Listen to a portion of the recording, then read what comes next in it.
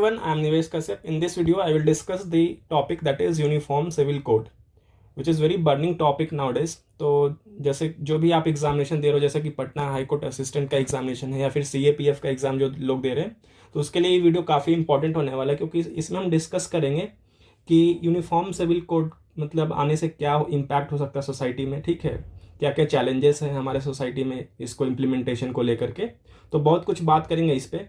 और ये PDF अगर आपको चाहिए तो हमारा टेलीग्राम का ग्रुप है, आपको डिस्क्रिप्शन में मिल जाएगा, Patna high court assistant mains 2023।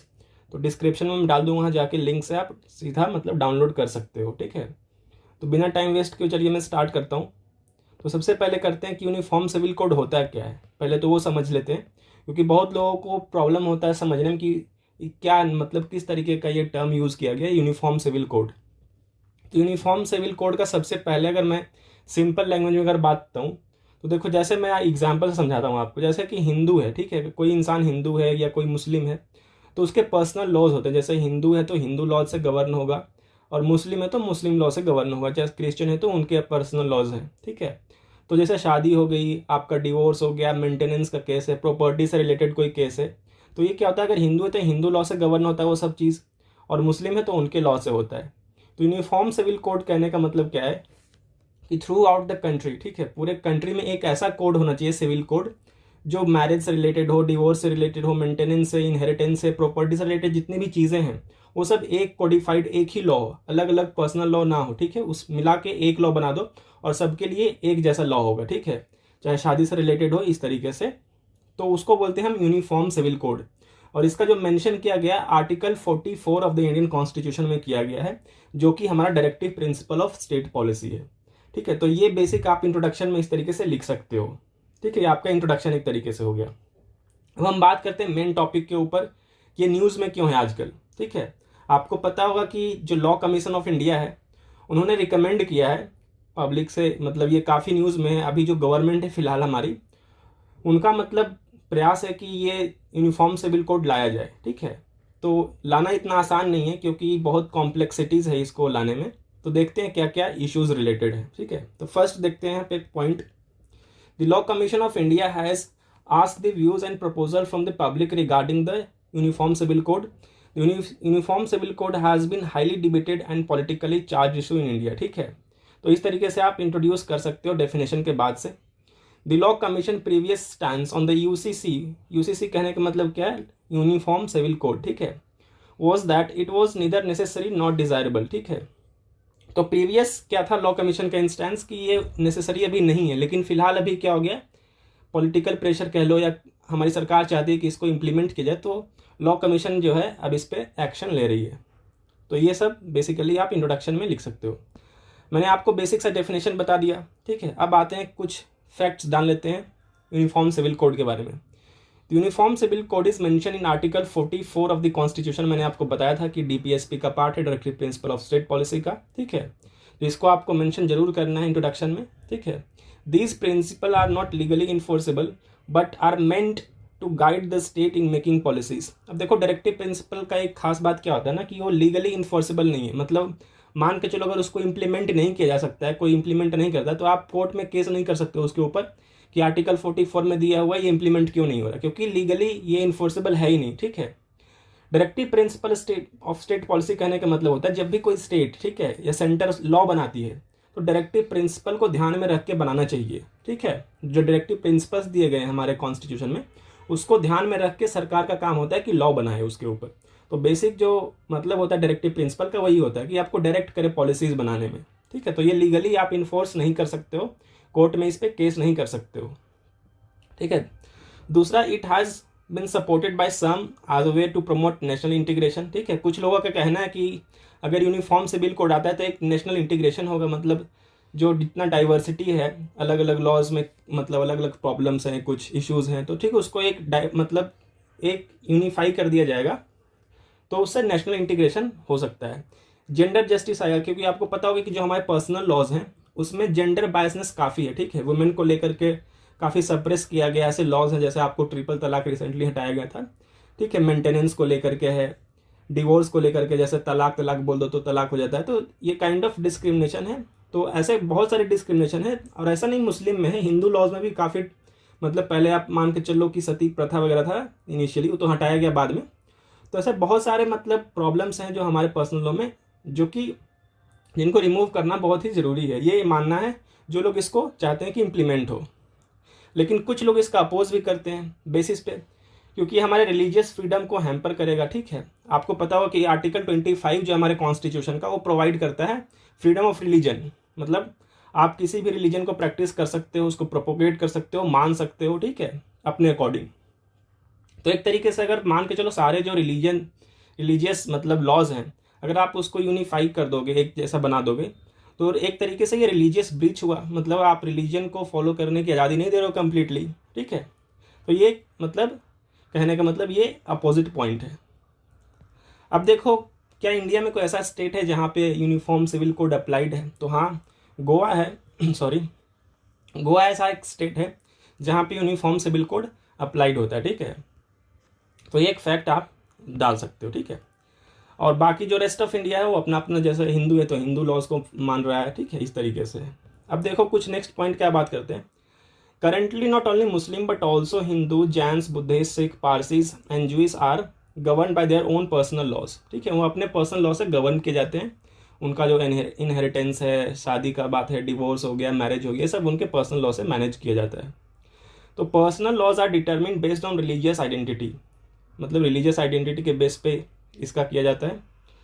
अब देखो वही कहा क्या कहा जाता है। देखो एक पॉइंट यहाँ पे काफ़ी इंटरेस्टिंग है, आपको समझ में आएगा कि यूनिफॉर्म सिविल कोड को इम्प्लीमेंट करना ज़रूरी क्यों है। ठीक है, ये रीज़न समझो यहाँ पे।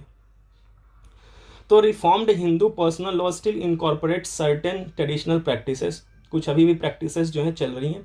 अब देखो डिफरेंस क्यों होता है। Difference arises when Hindu and Muslim marry under special marriage act. आपको पता होगा कि apart from Hindu marriage act and Muslim marriage act, there is a special marriage act. Special marriage act में क्या होता है कि दो अलग अलग रिलीजन के लोग अगर हैं और वो शादी करना चाहते हैं, सपोज करो हिंदू लॉ में प्रोविज़न नहीं है कि आप मुस्लिम के साथ मतलब शादी करो, लेकिन मान के चलो आपको शादी करना है मुस्लिम से। ठीक है, आपका जो पार्टनर है वो मुस्लिम है, तो इन दैट केस आपको स्पेशल मैरिज एक्ट के अकॉर्डिंग शादी करना होगा। ठीक है, अब उसमें प्रॉब्लम क्या आता है स्पेशल मैरिज एक्ट में, वो देखते हैं। अब देखो, where Hindus continues to be govern by Hindu personal law. जो हिंदू हैं, मतलब एक पार्टनर हिंदू होगा, एक मुस्लिम होगा, तो जो हिंदू है वो हिंदू लॉ के मतलब अकॉर्डिंग वो गवर्न किया जाता है। जो भी उसके राइट्स हैं, लाइबिलिटीज़ हैं, ठीक है, वो हिंदू लॉ डिसाइड करेगा। लेकिन मुस्लिम लॉ अलाउड नहीं करता है। अगर मुस्लिम एक हिंदू से शादी कर लेता है तो उसके बाद से जो मुस्लिम लॉ है उसको नहीं मान्यता देता है। ठीक है, तो ये काफ़ी कॉम्प्लेक्स चीज़ है और हिंदू लॉ में मुस्लिम के बारे में लिखा नहीं गया है। ठीक है, तो कहने का मतलब है कि यहाँ पे देखो, एक जैसे मतलब शादी दो लोग कर रहे हैं और लॉ जो है तीन जैसा काम कर रहा है। हिंदू लॉ काम कर रहा है, मुस्लिम लॉ कर रहा है और स्पेशल मैरिज एक्ट काम कर रहा है। तो इन सब ये जो कॉम्प्लेक्स सिचुएशन क्रिएट हुआ, इसको रिमूव करने के लिए ना ज़रूरी है कि एक ऐसा कोड लाया जाए जो हर एक रिलीजन, हर एक धर्म, हर एक जाति के लोगों का मतलब एक जैसा ट्रीट करे उन लोगों को। ठीक है, तो ये रीज़न है। अब देखते हैं, ये तो बोलना आसान है लेकिन इसको इम्प्लीमेंट करना उतना ही डिफिकल्ट है। तो देखते हैं what are the challenges in implementing uniform civil code. तो फर्स्ट चैलेंज जो आपको देखने को मिलेगा या हमारे देश में देखने को मिलेगा वो है diverse personal laws and customary practices. हमारा जो पर्सनल लॉ है इतना डाइवर्स है, ठीक है, और जो हमारे कस्टम्स हैं इतने रिजिड हैं, ठीक है, उसको ब्रेक करना बहुत ही डिफिकल्ट काम होता है। किसी भी गवर्नमेंट हो या समाज हो या किसी इंसान के लिए पॉसिबल नहीं है इतनी आसानी से कि आप उसको ब्रेक कर दो। ठीक है, तो India is a country of diverse religions, culture and traditions. Each community has its own set of personal laws. और इवन आप देखो कि हिंदू रिलीजन में भी बहुत सारे ऐसे लॉज हैं, मतलब सब लॉज आप उसको बोल लो, जैसे ट्राइबल पीपल हैं, जैसे हिंदू में ही बहुत सारे आप सेक्ट ऐसा मिलेगा जिनका खुद का अपना कस्टम है, उनका ट्रेडिशन है, उसके हिसाब से वो शादी वगैरह या प्रॉपर्टी इनहेरिट करते हैं। ठीक है, तो उन सबको एक करना थोड़ा मुश्किल काम है, थोड़ा क्या बहुत ही मुश्किल काम है। That govern their civil matters. ठीक है, these laws and practices very widely across region, sects and groups. ठीक है, ये सिर्फ रिलीजन की बात नहीं है, इवन जाति में भी देख लो। ठीक है, जाति में भी डिफरेंट कैटेगरी होता है, वो अपने अपने रिचुअल्स हैं, उनके अपने कस्टम्स हैं, तो इस तरीके से गवर्न होता है। ठीक है, to find a common ground and uniformity among such diversity is very difficult. ठीक है, एंड कॉम्प्लेक्स। अब सबको मिला के एक लॉ बनाना बहुत ही मुश्किल काम है। ठीक है, moreover many personal laws are not codified and documented. और बहुत सारे तो ऐसे लॉज हैं जो मतलब कोडिफाइड नहीं, कोडिफाइड करने मतलब उनका कोई भी कहीं पे बुक में वो मेंशन नहीं किया गया कि इसको ऐसे प्रोविज़न नहीं, जैसे मान के चलो हमारा आईपीसी है, ठीक है, तो उसमें सब कुछ प्रोविज़न लिखा हो गया है कि आप ये करोगे तो आपको ये पनिशमेंट मिलेगा, ठीक है, इस तरीके से। तो बहुत सारे ऐसे कोड है जो कोडिफाइड नहीं, ओरल मतलब जो कस्टम पहले से चलता रहा उसी के बेसिस पे चल रहा है, ओरली चल रहा है, ठीक है। तो और वो क्या होता है कि काफ़ी कॉन्ट्रडिक्टरी भी है, एक सिचुएशन में ऐसा होगा, दूसरे सिचुएशन में उस तरह नहीं होता है, तो ये काफ़ी कॉम्प्लेक्स सिचुएशन अराइज होता है। दूसरा प्रॉब्लम क्या होता है, resistance from religious and minority groups. जो रिलीजियस ग्रुप हैं जैसे कि पंडित हो गए, ठीक है, मौलवीज हो गए, जो रिलीजियस मतलब जो हेजिमनी को मेंटेन करते हैं, मतलब जो बताते हैं कि जो हमारा कस्टम है कैसा रहना चाहिए, हर एक रिलीजन में होते हैं, ठीक है। जैसे क्रिश्चियन में फादर हो गए, तो वो डिसाइड करते हैं बेसिकली कि जो हमारा कस्टम है, ट्रेडिशन है, वो किस तरीके से फॉलो होना चाहिए, ठीक है। तो उनसे रेजिस्टेंस आपको मिलेगा। अगर उनको कोडिफाई करोगे आप सारे को तो उनको प्रॉब्लम होगी, ठीक है, क्योंकि वो रिलीजन में मानते हैं, तो उनका जो फेथ है, बिलीव है गॉड पे या अपने पर्सनल लॉज पे, वो टूटेगा। तो ठीक है, उससे क्या होगा, रेजिस्टेंस क्रिएट होगा, आपको दिक्कत आएगी। तो many religious and minority groups क्या करते हैं, उनका क्या कहना कि इन्फ्रिंजमेंट हो रहा है उनके रिलीजियस फ्रीडम पे। मैंने आपको बताया था कि उनका हमारा कॉन्स्टिट्यूशन में जो है आर्टिकल 25 प्रोवाइड करता है रिलीजियस फ्रीडम। तो उनका कहने का मतलब है कि हमारे रिलीजियस फ्रीडम को भी यहाँ पे कहीं ना कहीं ठेस पहुँच रही है, ठीक है। और जो कल्चरल ऑटोनॉमी है, जो हमारा कल्चर है, उसमें भी ये दिक्कत पैदा कर सकता है। तो ये एक प्रॉब्लम हो सकता है और ये बहुत बड़ा प्रॉब्लम है। They fear that uniform civil code would impose majoritarian and homogeneous law, ठीक है। मतलब मेजोरिटेरियन लॉ कहने का मतलब क्या, जो मेजोरिटी, जैसे हमारा जो कंट्री है, आप मानो या मानो 84-85% जो पॉपुलेशन है वो हिंदू का है, ठीक है। तो जब भी लॉ बनता है तो मेजोरिटी का कहीं ना कहीं एक बायसनेस आपको दिखेगा कि जो मेजोरिटी मतलब कंट्री में लोग हैं उसके हिसाब से लॉ को फ्रेम किया जाए। ये एक बड़ी समस्या होती है। जो माइनॉरिटी ग्रुप जैसे मुस्लिम हैं, सिख हैं, ये लोगों को लगता है कि अगर ये पॉपुलेशन 84% के आसपास जो है हिंदू का है, तो जो लॉ बनेगा वो कहीं ना कहीं जो है हिंदू को ज़्यादा सपोर्ट करेगा और मुस्लिम को कम सपोर्ट करेगा, ऐसा उनका मानना है, ठीक है। और ये होमोजीनियस नहीं हुआ। होमोजीनियस कहने का मतलब क्या होता है कि एक जैसा लॉ होना, ठीक है। और अगर ऐसा नहीं हुआ तो क्या होगा कि वो अपने आइडेंटिटी को खो सकते हैं, ठीक है। उनकी जो डाइवर्सिटी है उसको हैम्पर हो सकता है, उनमें नुकसान पहुंच सकता है, तो ये सब प्रॉब्लम्स आ सकती है, ठीक है। They also argue that the uniform civil code would violate the constitutional rights under article 25। आपको पता होगा कि ये आर्टिकल 25 जो है फंडामेंटल राइट है, ठीक है। अगर यूनिफॉर्म सिविल कोड आता है तो एक तरीके से आप उनके फंडामेंटल राइट्स को वायलेट कर रहे हो, जो कि कॉन्स्टिट्यूशन ही प्रोवाइड करता है। फ्रीडम ऑफ रिलीजन क्या कहता है, आर्टिकल 25 देख लेते हैं। फ्रीडम ऑफ कॉन्शियंस, ठीक है, and free profession, practice and propagation of religion. आपको आज़ादी है कि आप किस धर्म को मानना चाहते हो, ठीक है, अंतरात्मा से मानना चाहते हो। कॉन्शियस मतलब होता है कि अंतरात्मा से आप किस धर्म को मानते हो, ठीक है। प्रोफेशन मतलब आप किसी भी धर्म का मतलब आप प्रोफेस कर सकते हो, उस मतलब कहने का मतलब प्रैक्टिस कर सकते हो, और उस रिलीजन को प्रोपोगेट भी कर सकते हो, मतलब प्रचार प्रसार भी उस रिलीजन का आप कर सकते हो। ये कॉन्स्टिट्यूशन हमारा कहता है, ठीक है। तो अगर यूनिफॉर्म सिविल कोड आएगा तो इसका मतलब मान के चलो कि इसमें रेस्ट्रिक्शन तो लगेगा ही लगेगा। अगर रेस्ट्रिक्शन इसमें लगेगा तो कहने का मतलब आपके फंडामेंटल राइट्स को वायलेशन हो रहा है, ठीक है। और जब फंडामेंटल राइट्स का वायलेशन होता है तो ये जो केस है कोर्ट में जाएगा, अगेन रिट पिटिशन फाइल किया जाएगा। तो ये सब काफ़ी कॉम्प्लेक्सिटीज़ है इसको इम्प्लीमेंट करने में। नेक्स्ट पॉइंट है lack of political will and consensus. मतलब कि पॉलिटिकल विल होना बहुत ज़रूरी है इसको इम्प्लीमेंट करने के लिए। कोई भी पार्टी नहीं चाहिए कि बगावत हो, ठीक है, इस तरह से कम्युनल राइट्स वगैरह हो, मतलब एक धर्म के दूसरे धर्म के लोग आपस में लड़े, ठीक है, वोट बैंक का इशू हो जाता है। तो ये सब पॉलिटिकल विल की वजह से भी ये प्रॉब्लम क्रिएट हुआ। आज तक इम्प्लीमेंट नहीं होने के कारण ये पॉलिटिकल विल जो सबसे इंपॉर्टेंट फैक्टर रहा है। कंसेंसस मतलब अग्रीनेस, अग्री करना सभी का, सभी लोग इस पे अग्री भी नहीं करते हैं, ठीक है। अब देखो, there are apprehensions that, apprehension मतलब शंका है या मतलब चांस है ऐसा कि अगर यूनिफॉर्म सिविल कोड इम्प्लीमेंट हुआ तो कुड प्रोवोक कम्युनल टेंशंस, ठीक है, मतलब and conflicts in the society. मतलब धर्म के नाम पे हो सकता है कॉन्फ्लिक्ट हो और मतलब बगावत वगैरह किया जाए, इस तरीके का एप्रीहेंशन है, डर है, ठीक है। कुछ प्रैक्टिकल डिफिकल्टीज है, देखो क्या है। Massive exercise of drafting. देखो अगर इन सब पे अगर हो भी जाता है तो हर एक इतना डाइवर्स लॉ है, हिंदू लॉज को देख लो, हर एक सेक्टर को देखो, हर एक कस्टम को देखो, फिर मुस्लिम लॉ को देखो, सिख का देखो, सबको मिला के कॉमन लॉ बनाना और ऐसा लॉ बनाना जो सबके लिए सेम एप्लीकेबल हो। ये बहुत ही डिफिकल्ट काम है, इसको ड्राफ्ट करना बहुत मुश्किल है कि आप हर एक को सेटिस्फाई नहीं कर पाओगे चाहे कुछ भी कर लो, ठीक है। अगर आप कोई एक डिसीजन लेते हो फिर भी आप हर एक लोगों को सेटिस्फाई नहीं करते हो, किसी को प्रॉब्लम उससे होती है, किसी के लिए अच्छा है तो किसी के लिए बुरा है। तो ये इसको ड्राफ्ट करना भी मुश्किल है, ठीक है। कोडिफाई करना और हार्मोनाइजिंग मतलब एक संतुलन बना के इसको कोडिफाई करना बहुत ही मुश्किल काम है, जो कि बहुत ही मोस्ट मतलब इसको इम्पोर्टेंट लगा लो, ठीक है। इन सब के बाद भी सबसे जो मुश्किल काम आएगा गवर्नमेंट के लिए हमारे, वो होगा हार्मोनाइज करना और उसको रैशनल बनाना, मतलब सबके लिए बराबर हो, सबको इक्वल चांस मिले, ऐसा होना मुश्किल है, ठीक है। It would require a wide consultation and participation of various stakeholders, ठीक है। मतलब जैसे कि रिलीजियस लीडर का अग्रीमेंट होना इसमें बहुत ही ज़रूरी है। अगर वो सहमति नहीं देंगे तो जो उनके फॉलोअर्स हैं, उनके मानने वाले हैं, वो इस पर एग्री नहीं करेंगे, ठीक है। लीगल एक्सपर्ट्स मतलब जो लॉयर्स हैं, जजेस हैं, इनका एक ओपिनियन होना बहुत ही ज़रूरी है, क्या सोचते हैं इसके ऊपर, ठीक है। वुमेन ऑर्गेनाइजेशन, ठीक है, वुमेन पार्टिसिपेशन भी होना जरूरी है, क्योंकि सबसे ज़्यादा तो सप्रेस किया गया है, आप पर्सनल लॉ में देखो या फिर ऐसे भी कंट्री में, फ्रॉम द मतलब स्टार्टिंग से वैदिक टाइम से, तो आज तक आपको वुमेन ही मिलेंगे वो काफ़ी सप्रेस किया गया, क्योंकि हमारी सोसाइटी आज भी जो है, मानो या ना मानो, पैट्रियार्की की तरफ झुकाव रखती है, ठीक है। तो वुमेन ऑर्गेनाइजेशन का भी ओपिनियन होना बहुत ही ज़्यादा मैटर करता है, ठीक है। तो ये इंपॉर्टेंट है। It would also be required a robust mechanism for enforcement and awareness to ensure compliance, ठीक है।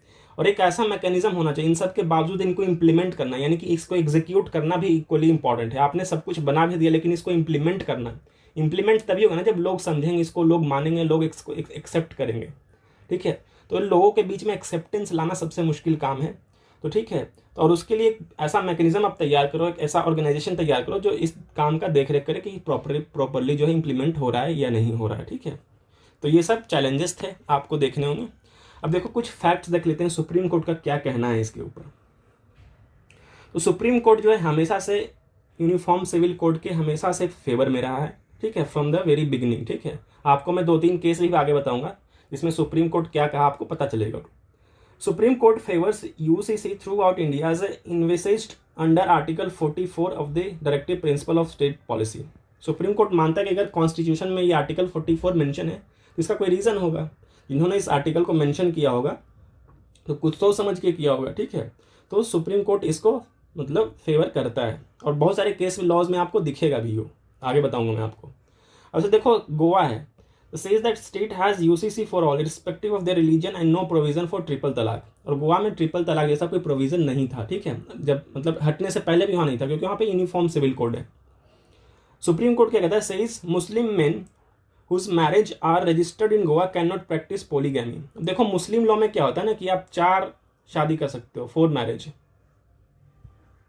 ठीक है। लेकिन जहाँ पर अगर यूनिफॉर्म सिविल कोड आएगा तो ये सब क्या होगा, आपका खत्म हो जाएगा, जो कि गोवा में भी प्रैक्टिस में नहीं है। Supreme Court says that no attempt made to frame UCC despite Supreme Court appeal in Shah Bano case and Sarla Mudgal case, ठीक है।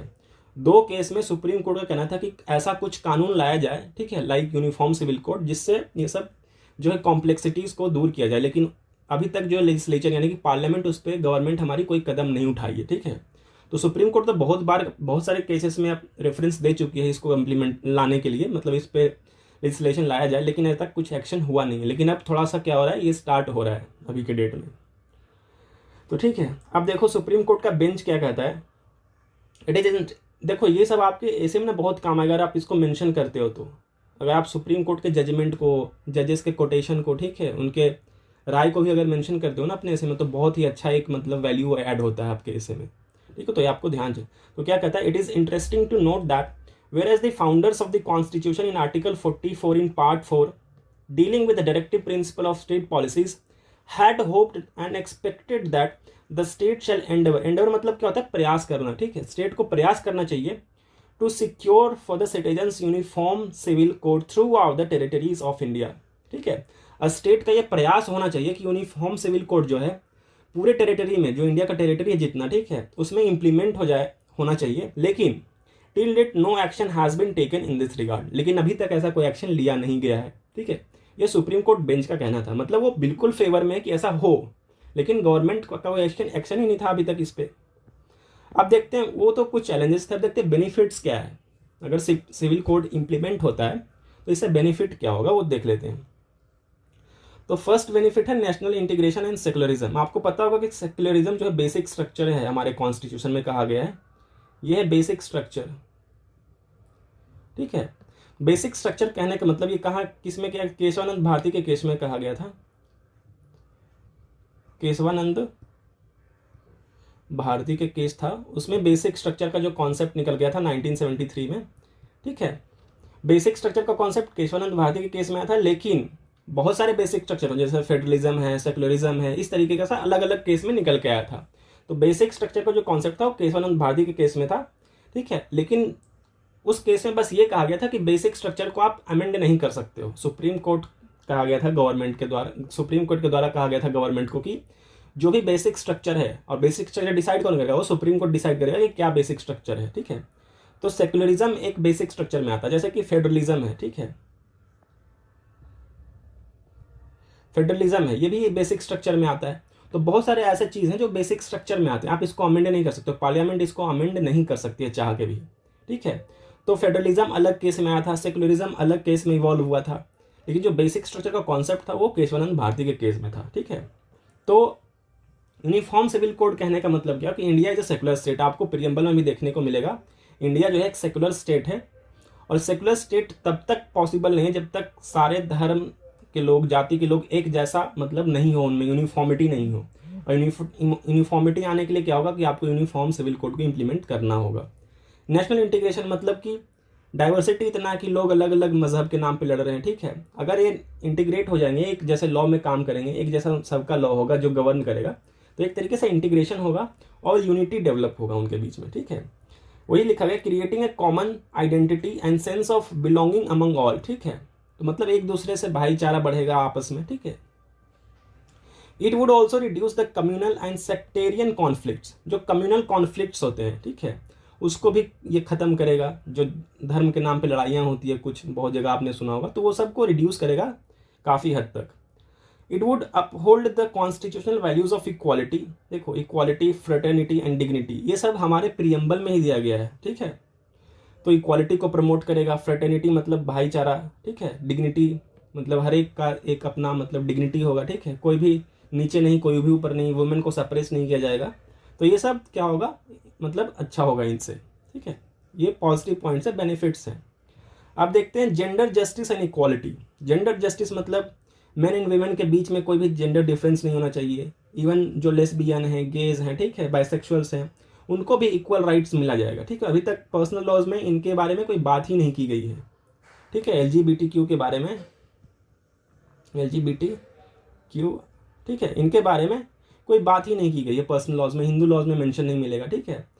तो इस तरीके से यूनिफॉर्म सिविल कोड होने से क्या होगा कि जेंडर जस्टिस तो मिलेगा ही, हर एक जेंडर, चाहे वो थर्ड जेंडर हो, ठीक है, फोर्थ जेंडर हो, जिस तरीके से भी हो, मेल हो फीमेल हो, सबको इक्वालिटी मिलेगा, ठीक है।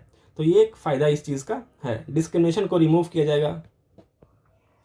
अब देखो, grants equal rights and status to women in matters of marriage, divorce, inheritance, adoption and maintenance वगैरह में उनको इक्वल राइट्स मिलेगा, क्योंकि अभी भी आपको पता होगा कि जो पर्सनल लॉज हैं उनमें काफ़ी डिस्क्रिपेंसीज हैं, ठीक है, मतलब प्रॉब्लम्स हैं जो कि वुमेन से रिलेटेड है, और स्पेशली वुमेन्स को ज़्यादा सप्रेस किया गया लॉज में भी, ठीक है, मतलब अधिकार कम दिए गए उनको। आपको पता होगा कि 2005 से पहले, ठीक है, उनके पास प्रॉपर्टी राइट्स भी नहीं था, ठीक है, प्रॉपर्टी राइट्स, ठीक है, मतलब कि जो आपके प्रॉपर्टी, आपके जो एंसेस्ट्रल प्रॉपर्टीज़ होती हैं, ठीक है, तो उसमें अभी क्या है कि 2005 के बाद से क्या है कि वुमेन का भी उतना ही अधिकार है, जितना बेटे का अधिकार है उतना बेटी का भी अधिकार है आपके एंसेस्ट्रल प्रॉपर्टी के ऊपर। तो ये सब कुछ चेंज किया गया धीरे धीरे, लेकिन सबको ख़त्म करना बहुत ही ज़रूरी है, क्योंकि अब एक ऐसा कोड चाहिए जो सबको एक मतलब इक्वालिटी प्रोवाइड करे, डिस्क्रिमिनेशन ख़त्म हो।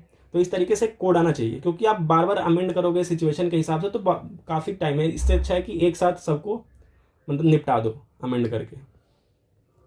मैंने पैट्रियार्की वाला आपको कॉन्सेप्ट समझा दिया था, ठीक है, फंडामेंटल राइट्स का वायलेशन होता है वगैरह वगैरह। Simplification and rationalisation of legal system. अब देखो, लीगल सिस्टम पे भी काफ़ी बर्डन होता है। आप कोर्ट में जाओगे तो लंबे टाइम तक जो है सिविल मैटर्स चल रहा होता है। डिवोर्स का है तो 6 महीना, 1 साल, 2 साल, प्रॉपर्टी से रिलेटेड तो 15 साल, 20 साल तक केसेस चल रहे होते हैं। इंसान मर जाता है लेकिन केस सॉल्व नहीं होता है। और ऐसा इसलिए इतना कॉम्प्लिकेशन है सिविल लॉज में। जैसे मान चलो एक मुस्लिम है और एक हिंदू है, दोनों के बीच में कुछ प्रॉपर्टी से रिलेटेड इशू हो गया तो हिंदू लॉ कुछ कहता है, मुस्लिम लॉ कुछ कहता है, और कोर्ट उसको सॉल्यूशन लगाने में लगा हो तो सालों तक केस पेंडिंग रहता है, ठीक है, ओवरबर्डन हो जाता है। तो इससे क्या होगा कि यूनिफॉर्म सिविल कोड आने से क्या होगा, सबके लिए एक कानून होगा, तो कोर्ट के लिए भी आसान होगा कि केसेस को जल्दी से निपटाया जाए, ठीक है, उनको डिस्चार्ज किया जाए। तो ये कहता है simplify and rationalise the legal system by removing complexities and contradiction of multiple personal laws. Court के लिए भी आसान काम होगा, केसेस जल्दी निपटेंगे, ठीक है। सिविल एंड क्रिमिनल लॉज में भी जैसे देखो, अब मान के चलो पर्सनल लॉ से रिलेटेड इशू है, जैसे प्रॉपर्टी से रिलेटेड इशू है, मान के चलो एक मुस्लिम है, एक अगेन हिंदू है, और दोनों में मतलब दोनों एक साथ हैं, और कुछ इश्यूज हुआ प्रॉपर्टी से रिलेटेड, और प्रॉपर्टी से रिलेटेड शुरू हुआ इशू प्रॉपर्टी से रिलेटेड, लेकिन बाद में जाके मान के चलो मर्डर वगैरह हो जाता है या कुछ क्रिमिनल केस बनता है, तो और कॉम्प्लेक्स होता है सिचुएशन, क्योंकि हिंदू लॉ कुछ कहता है, क्योंकि वो दोनों लिंक है ना, सिविल और क्रिमिनल मैटर अगर मिक्स होता है तो और कॉम्प्लेक्स सिचुएशन क्रिएट होता है, ठीक है। तो ऐसे कॉम्प्लेक्सिटी को दूर करने के लिए यूनिफॉर्म सिविल कोड का आना बहुत ही ज़रूरी है, ठीक है।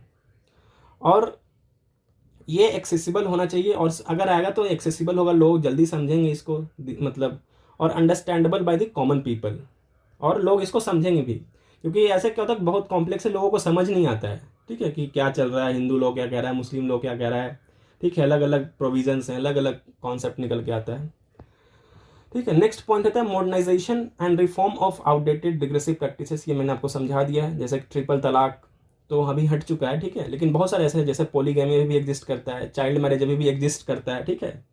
तो इस तरीके से क्या है कि चाइल्ड मैरिज जो है वॉइडेबल है, मतलब कि अभी चाइल्ड मैरिज करोगे आप पे क्या होता है कि केस नहीं होता है, मतलब जरूरी नहीं केस करेगा तो मतलब केस होगा, ऐसे नहीं होगा, ऑप्शन होता है उनके पास, ठीक है। तो इस तरीके का प्रैक्टिस अभी भी आप देखोगे अपने सोसाइटी में कि हो रहा है, ठीक है। It would also accommodate changing social realities and aspirations of the people. ये सब ऐसा ही। अब देखो कुछ केस को देख लेते हैं जो कि आपके एग्जामिनेशन, आपको इसको मेंशन करना आपके एग्जाम में बहुत ही इंपॉर्टेंट है, और इसको आप मेंशन करोगे अगर ये ऐसे आता है तो।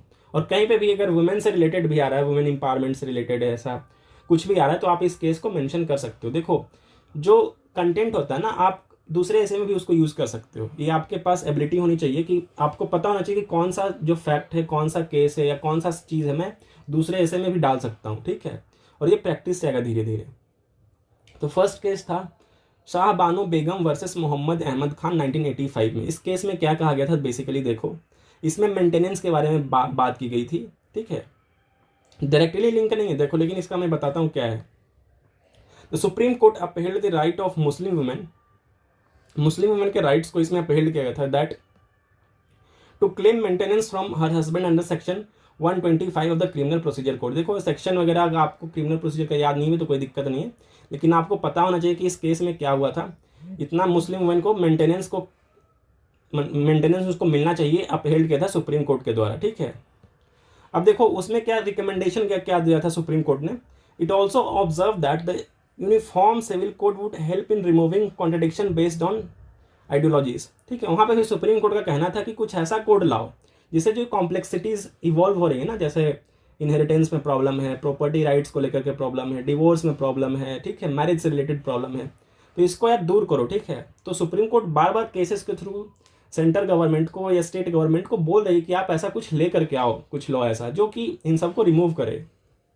नेक्स्ट केस आता है 10 साल बाद, Sarla Mudgal versus union of India, ठीक है। आपको ईयर नहीं याद रखना है, बस केस का नाम लिख दोगे काफ़ी है।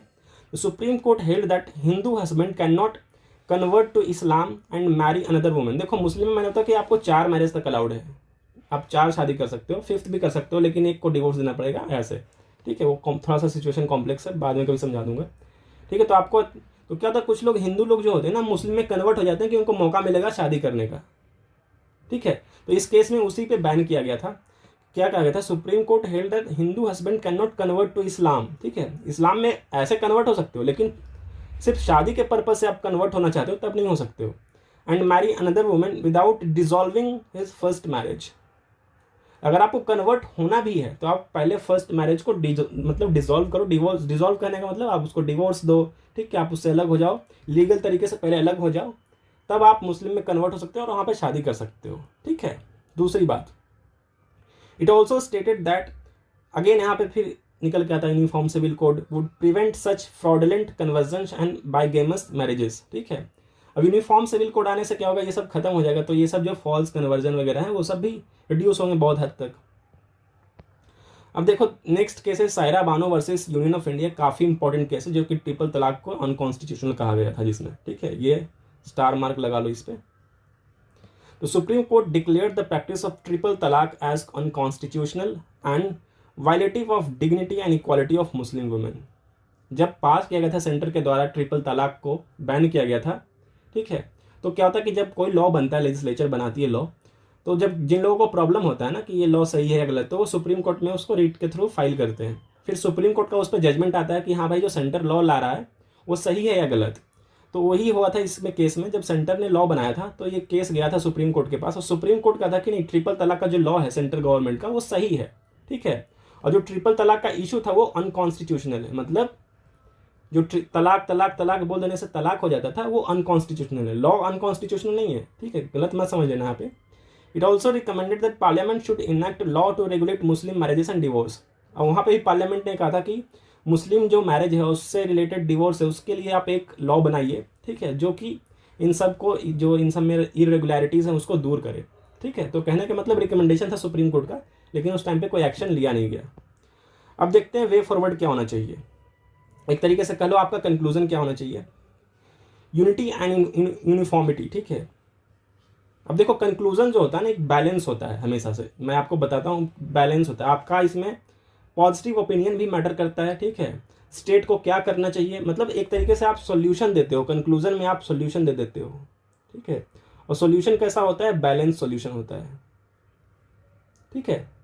तो क्या कहता है, uniformity and unity, the recommended uniform civil code should, देखो यहाँ पे लिखा है शुड, आप यहाँ पे ऐसे शब्द का इस्तेमाल करोगे जो हार्ड नहीं हो, जैसे यहाँ पे मस्ट नहीं लग सकते, मस्ट का कहने मतलब कि आप थोप रहे हो कंक्लूजन में कि ऐसा ही होना चाहिए, नहीं, should reflect India's multi culturalism and preserve it's diversity, ठीक है, ऐसा लॉ बनाओ जिससे मल्टी, जो हमारा जैसे इंडिया जब वेराइटी ऑफ कल्चर हमारे यहाँ होता है, अब अरे एक कानून लाने में दिक्कत क्या होती है ना कि जैसे बहुत सारे कल्चर के लोग हैं, एक कानून बना दोगे तो किसी के लिए सूट करेगा, किसी के लिए नहीं करेगा, तो ऐसा कानून बनाओ जो सब एक में तो आ जाए, यूनिटी तो आए, लेकिन जो उनका कल्चर है ना, जो उनके कल्चर को मानते हैं वो उतना इम्पैक्ट ना हो, ठीक है, इस चीज़ को ध्यान में रख के बनाना चाहिए। तो यही शब्द क्या है, multi culturalism and preserve it's diversity, diversity भी प्रिजर्व हो जाएगा, ठीक है, मल्टी कल्चरल भी एग्जिस्ट करेगा, और साथ ही साथ जो है यूनिटी भी आएगा। Unity is more important than uniformity, ठीक है, इसको भी ऐड कर सकते हो, यूनिटी ज़्यादा इंपॉर्टेंट है यूनिफॉर्मिटी से, ठीक है, यूनिफॉर्म होने से ज़्यादा ही कि यूनाइटेड रहो आप, ठीक है, आप अलग ओपिनियन रख सकते हो, मान के चलो यूनिफॉर्मिटी और यूनिटी में डिफरेंस क्या, मैं समझा देता हूँ थोड़ा सा। यूनिटी कहने का मतलब होता है कि मान के चलो एक इंसान है एक्स और एक इंसान है वाई, ठीक है, अब मान के चलो मैं ये एक्स जो है हिंदू है, ठीक है, और ये जो है एक मुस्लिम है, राइट। अब देखो क्या होगा, यूनिफॉर्मिटी कहने का मतलब क्या होता है कि अब ये अलग ओपिनियन मैटर रखता है, इसके लिए अलग लॉज हैं, इसके लिए अलग लॉज हैं, ठीक है। अब मान के चलो यूनिफॉर्मिटी, पहले मैं यूनिफॉर्मिटी समझा रहा हूँ। अब देखो इसमें क्या हुआ कि आप इन दोनों के लिए एक कानून बना दो, लॉ, एक कानून, ठीक है, तब देखो कुछ दिक्कत इसको होगा तो कुछ दिक्कत इसको होगा, ठीक है, आपने लॉ बना दिया अपने मन से कि मैं बना देता हूँ ताकि यूनिफॉर्म रहेगा, दोनों एक जैसा काम करेगा, ठीक है, ये होता है यूनिफॉर्मिटी। यूनिटी क्या होता है कि एक ऐसा लॉ बनाओ जिसमें इसके ओपिनियन का भी ध्यान रखा जाए और इसके ओपिनियन का भी ध्यान रखा जाए, ठीक है, कहने का मतलब है दोनों मतलब साथ साथ रहेंगे और ये इसका रिस्पेक्ट करेगा और ये इसका रिस्पेक्ट करेगा, कुछ ऐसा बनाया जाए, ठीक है, उसको बोलते हैं यूनिटी। यूनिटी मतलब आप डिफरेंट ओपिनियन आपका हो सकता है, आपका डिफरेंट पर्सपेक्टिव हो सकता है, आप डिफरेंट चीज़ मान सकते हो, आपका डिफरेंट आइडियोलॉजी हो सकता है, लेकिन आप रहोगे साथ में, ठीक है, मिलजुल के, उसको बोलते हैं यूनिटी। और यूनिफॉर्मिटी का मतलब क्या होता है कि आपको एक जैसा रखा जा रहा है ज़बरदस्ती, ठीक है, तो समझ में आ गया होगा शायद, ठीक है। अगेन वही discussion and deliberations with stakeholder, religious leader से बात करो, लीगल एक्सपर्ट वगैरह, कम्युनिटी रिप्रेजेंटेटिव से बात करके इसको इम्प्लीमेंट करने की कोशिश करनी चाहिए, ठीक। स्ट्राइकिंग बैलेंस, अगेन बैलेंस आपको मेंटेन करना है, ठीक है, should aim to eliminate only those practices that do not meet the constitutional standards. आपको जो पर्सनल लॉ में उसी चीज़ को हटाना है जो कि अनकॉन्स्टिट्यूशनल है, बाकी चीज़ों को आपको उसमें डिस्टर्ब नहीं करना है ताकि उनके मतलब रिलीजन को ठेस ना पहुँचे, इस तरीके से आपको कुछ करना होगा। Cultural practices must align with the substantive equality and gender justice goal, ठीक है, जेंडर जस्टिस गोल से अलाइन होना चाहिए। ऐसा नहीं कि आप जेंडर बायस बना रहे हो, लॉ बनाए हो। तो मैंने आपको ऊपर समझा दिया, उसी का एक कंक्लूजन है। ठीक है, अब देखते हैं कॉन्स्टिट्यूशनल पर्सपेक्टिव क्या है। Indian constitution uphold the right to cultural autonomy. ठीक है, मैंने आपको बताया था कि आर्टिकल 25 में भी दिया गया है रिलीजन को लेकर के। ठीक है, कल्चर को लेकर आर्टिकल 29 में दिया गया है। देखो आर्टिकल 29 का ही मेंशन है, protects the distinctive culture of all citizen. मतलब हर एक कल्चर के लोग, अगर उनका डिस्टिंक्टिव कल्चर है तो उसको प्रोटेक्ट करता है, उसका फंडामेंटल राइट है उसको प्रोटेक्ट करना। ठीक है, Muslim need to question whether practices like polygamy, arbitrary unilateral divorces align with their cultural values वगैरह को उसको खत्म करना होगा। ठीक है, the focus should be on achieving just code promotes equality and justice. ठीक है, तो ये आपका इस तरीके से कंक्लूजन लिख सकते हो। मैंने आपको पूरा कंटेंट दिया है। ठीक है, इसमें से आप प्रैक्टिस करो, जो भी आपको अच्छा लगता है इसको अच्छे स्ट्रक्चर वाइज करके आप ऐसे लिखो और प्रैक्टिस करो बार बार। एक बार देखो इस वीडियो को अच्छे से, उसके बाद ट्राई टू मतलब एक बार रीड करो, उस पीडीएफ को मैं प्रोवाइड कर दूंगा टेलीग्राम पे। और उसके बाद क्या है कि आप खुद से प्रैक्टिस करो कि आप कितना लिख पाते हो और कितना आपने रिटेन किया है। ठीक है, तब आपको ऐसे जो है बेहतर होगा। बाकी कुछ पूछना हो तो कमेंट सेक्शन में पूछ सकते हैं। ठीक है, आप टेलीग्राम पे पूछ सकते हो, इंस्टाग्राम पे पूछ सकते हो, कहीं पे भी जहाँ पे भी आपको कन्वीनियंट लगे पूछ सकते हो। बाकी इस वीडियो में इतना ही। Thank you.